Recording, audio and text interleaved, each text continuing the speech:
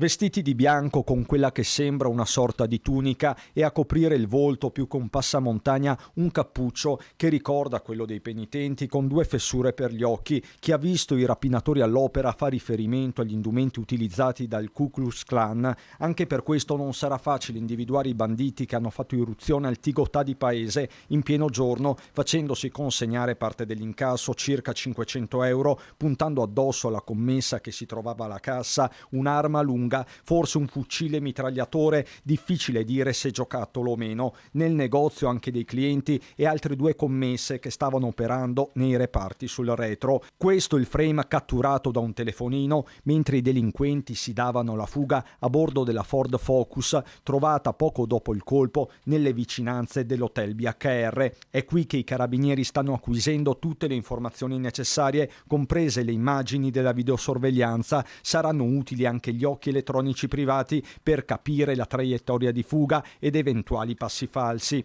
La commessa, costretta a consegnare l'incasso, si trova a casa per qualche giorno di riposo. È abbastanza provata dall'accaduto, mentre dalle scorse ore all'interno del negozio si è potenziata la vigilanza. Per qualche giorno sarò qui, visto la situazione e quello che è successo, per dare un po' di conforto, un po' di sicurezza alle ragazze. Sono tutte ragazze molto molto giovani, sono rimaste abbastanza impaurite dalla situazione e quindi siamo qui per questo. Ora è il momento delle indagini. Una delle ipotesi investigative prevalenti è che a colpire sia stata la stessa banda che a metà aprile aveva rapinato il vicino INS, ma sullo sfondo ci sono anche le rapine avvenute tra fine 2024 e inizio anno, come quella al Prix di via Castellana a Treviso o al CRAI di San Vito di Altivole. Anche in quest'ultimo caso, ad esempio, i delinquenti erano vestiti di bianco con coprivolto chiari e avevano con sé un'arma lunga. Fuori dal Tigotà non si parla d'altro. Un cliente, Ivan da Zero Branco, ricorda la valenza del controllo di vicinato e l'importanza di condividere le informazioni con le forze dell'ordine. Con tutti i social che ci sono, WhatsApp, Facebook, Instagram, adesso è facile